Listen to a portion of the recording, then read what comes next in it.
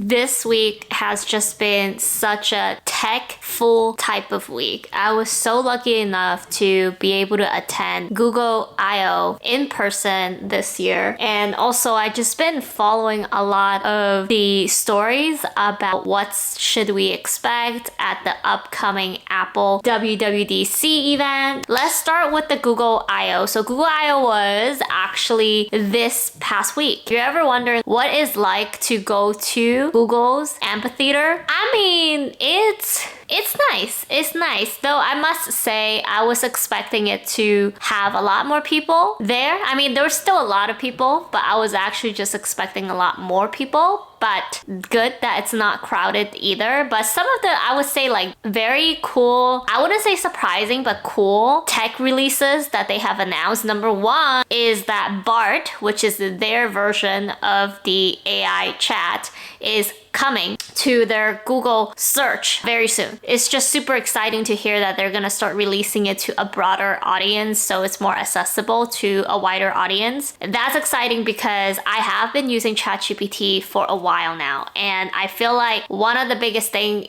within this AI war is that I think the more broadly you're able to allow people to access the AI chat or AI search, however you want to call it, basically ChatGPT versus Bard. I think it's access is one of the key things. Like, the more easily accessible you make it for user, I think the better the chance of people, number one, getting used to it, adopting it, and then pretty much relying on it. So I think it's super smart move that Bard, it's gonna be on Google very soon for a much broader audience. They also have announced that the Bard AI is going to be able to have so many different languages. I think it's like 40 different languages available to many different types of users. So that is amazing. I think that's probably one of the most exciting part that I took away. I would say the other thing that was also quite exciting hearing from the Google I/O releases announcements was the iPad.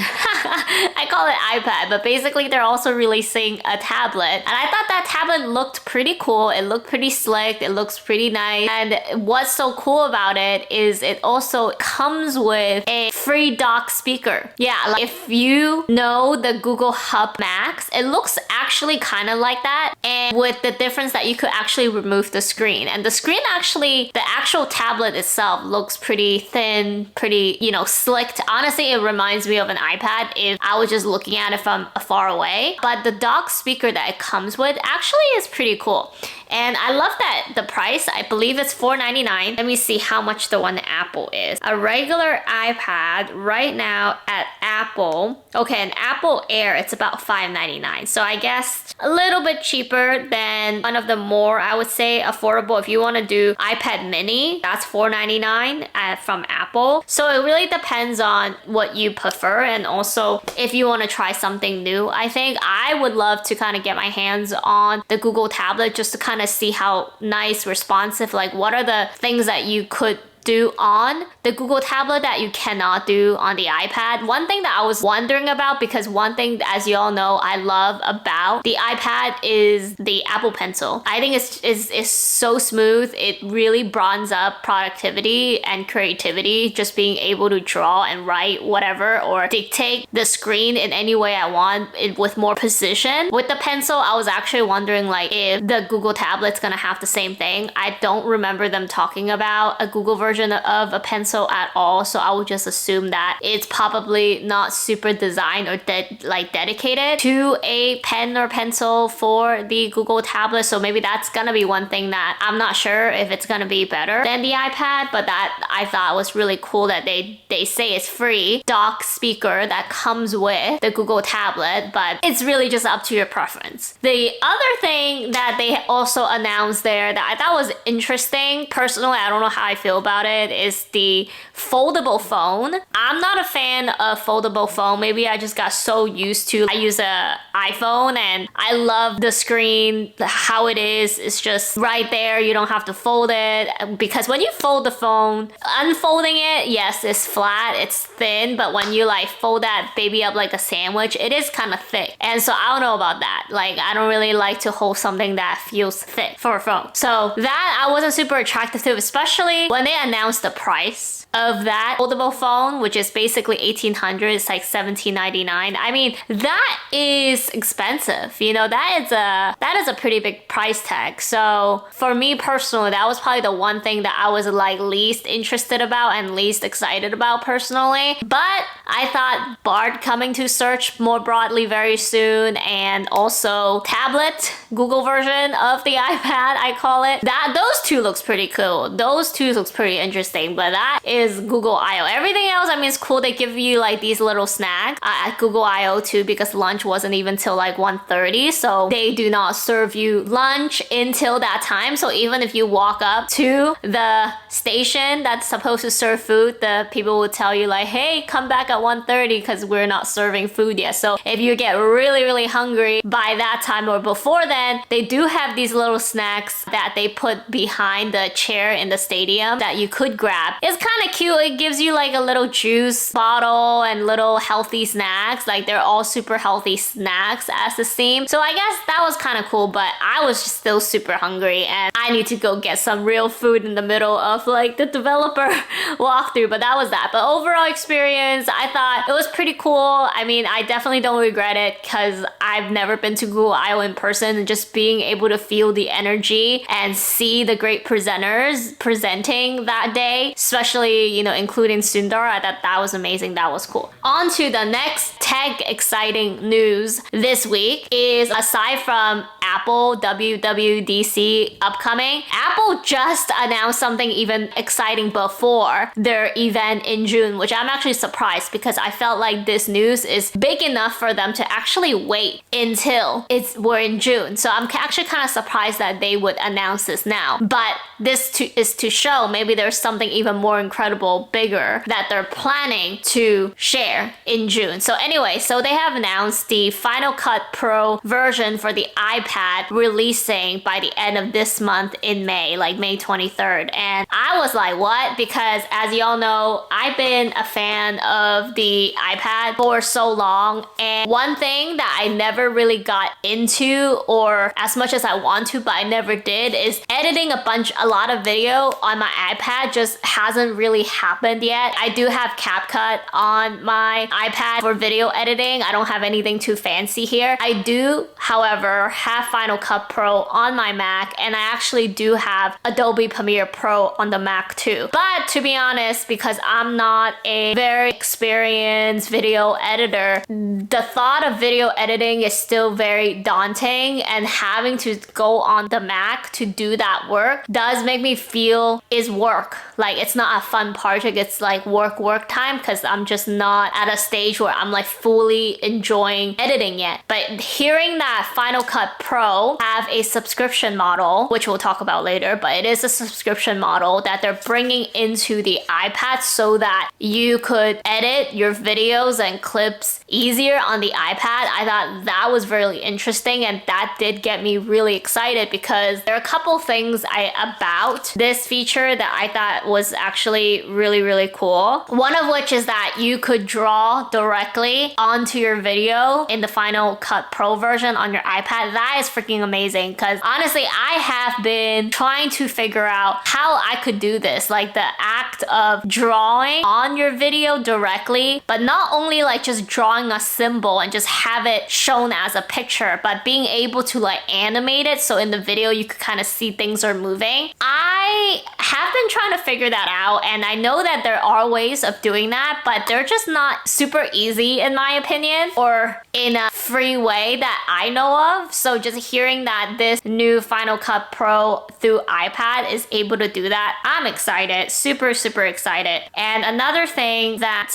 you can do if you have the M2 version of the iPad, by the way, like I think the minimum requirement to be able to even use these Final Cut Pro for your iPad is that you have to at least have M1 chipped in your iPad. So just keep that in mind. But if you have an M2 version chip in your iPad, you could use the hover over feature to see everything in your timeline by just having your pencil like right in front of your iPad, which is really cool. I do not have the M2. This is the M1, 12.9 inch. So I probably cannot use the hover over, but just hearing that, wow, like you could actually hover over to kind of glimpse through the timeline, like that's super smart. I almost felt like, did they create this hover feature just for this Final Cut Pro timeline preview? Because that's super smart. That's super cool. Because to be honest, when they first released the hover over with the M2 with the Apple Pencil, I was like, where would I really use that aside from drawing or something, which like personally, I don't draw too much. I write a lot, I outline a lot, but like real drawing, I don't do a lot. So I couldn't really think of putting that hover over feature with the Apple Pen for M2 in use. But now just seeing that with the Final Cut Pro, I thought that was super cool, super smart. The other thing that I thought was also really cool is that they have this feature called Scene Removal Mask Tool that basically allows you to remove or replace background behind a subject in clips in a really easy way, almost like a drag and drop, which I was like, that is super cool. Because usually, as some of you might know, you would need green screen to kind of do these things, but now you don't have to. And this actually did not come as a surprise for me, because as y'all know, now even within your iPhone, you could easily just like hold onto your photo, a subject within your photo, and remove the background from that photo quite easily. So this feature is smart, but it's also something that makes complete sense. They will bring it into video editing and make it just so much easier to separate the subject and its background in its like photo or video form, and placing that subject into another background or vice versa. I think that's super cool. I'm actually really excited to try that out, just because like sometimes you might be video editing and maybe you're not in love with your background. Just the ability to be able to switch up your background, so you could be sitting at home in front of a blank white wall that might be a bit boring, but put yourself or just put the background that you like into the white wall and bam, like you're right there, which is really cool. Another thing that they have announced or talked about briefly is the auto crop, which is a way to adjust content to make it vertical from horizontal and things like that, which I think, again, super perfect, especially for this generation of TikTok short video in social media. Makes it so much better, especially if you're a YouTuber and you create content horizontally and then you gotta convert it or switch it up or edit it so that it also fits TikTok and YouTube shorts and all that good stuff. I feel like this auto crop sounds like it's a really easy way for you to kind of switch your video that you have filmed one way to kind of fit all of the formats. So I'm excited to try that. And then lastly, they also have voice isolation, which is actually something that I don't even think I have really used or tested out in Final Cut Pro that I have currently, but I heard it's amazing. It actually really does help remove a lot of the background noises aside from your own when you're speaking to your mic.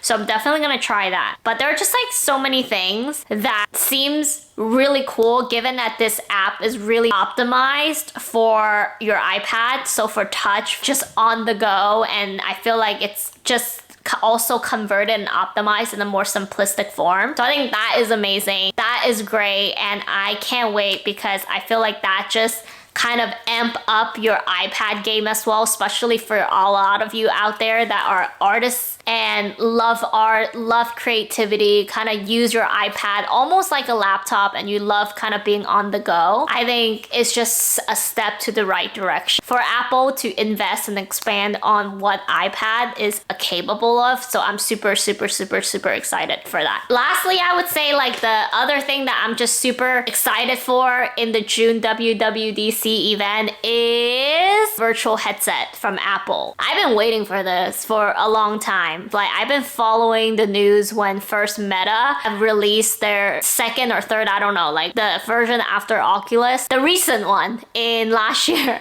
that they released. And I was trying to be optimistic, but to be honest, I was disappointed in that. Like just seeing the metaverse, seeing the graphics, seeing like the visual, seeing what's in the metaverse, what's available, it was just not there yet. You know, we're just not there yet to like be truly immersed and feel like this is the place that we want to go in the weekend in our own downtime. I would love to kind of experience a world with entertainment. How do we kind of enhance that experience through like this virtual world. I think that would be amazing. That's almost like the first thing I think a lot of us think about initially when we think about virtual worlds. Like, how do we enhance our entertainment experience? Like, if I was watching a movie, how amazing would it be that if I put on this headset, it feels like I'm right there in the movie? Like, you know, we already have these like 3D goggles in the movie theater. How do we take 10 more steps forward to make it feel like if I'm watching the Transformer, I'm right there next to these people running from Bumblebee, you know? But